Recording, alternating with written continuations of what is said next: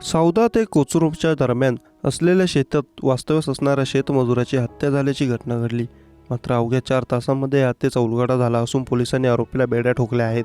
शुभाराम बारेला असं मृत शेतमजुराचं नाव आहे. मिळालेल्या माहितीवरून सौदा शहरातील कोचूर रोडवर रवींद्र बेंडाळे यांच्या शेतात शेतमजुरीसाठी बांधलेल्या घरात त्यांच्याकडे काम करत असलेला शुभाराम बारेला हा राहत होता. काल 7:30 वाजेच्या सुमारास शुभाराम बारेला हा सकाळी कामावर आला नाही म्हणून शेत मालकाने शुभारामची चौकशी केली असता शेतातील घरात त्याच्या डोक्यात दगड टाकून त्याचा खून झाल्याचं आढळून आलं. त्यावरून लोकेश बेंडाळे यांच्या फिर्यादीवरून सौदा पोलीस स्टेशनला CCTNSS गुरण 63/2024 भादवी कलम 302 प्रमाणे अज्ञात गुन्हेगार विरुद्ध खुनाचा गुन्हा दाखल करण्यात आला आहे. दरम्यान ही माहिती मिळताच तत्काळ घटनास्थळी सौदा पोलीस स्टेशनचे सोपनी जालेंद्र पळे आणि पथकाने धाव घेतली. तेथील परिस्थितीची पाहणी करून तपासाची चक्रे वेगाने फिरून आजूबाजूच्या परिसरातील सालगडी म्हणून काम करणारे सर्व मजुरांची माहिती घेतली.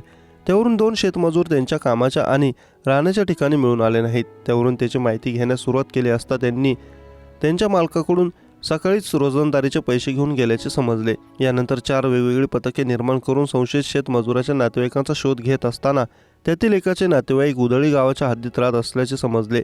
त्यावरून त्या ठिकाणी पोलीस पथक गेले. त्यानंतर संशयितांना वेगवेगळ्या ठिकाणावरून ताब्यात घेऊन पोलीस ठाण्यात आणले. त्यांच्याकडे चौकशी केली असता त्यांनी गुन्ह्याची कबुली देऊन घडलेली घटना सांगितली. प्रथमदर्शनी केलेल्या चौकशीत मृत आणि आरोपी यांच्यात झालेल्या भांडणाच्या कारणावरून आरोपी सुकलाल रतन लोहारे आणि अर्जुन मुन्ना यांनी मृत झोपेत असताना त्याच्या डोक्यात दगड घालून त्याचा खून केल्याचे निष्पन्न झाले आहे. याबाबत गुन्ह्याच्या कारणाचा अधिक तपास करण्यात येत आहे.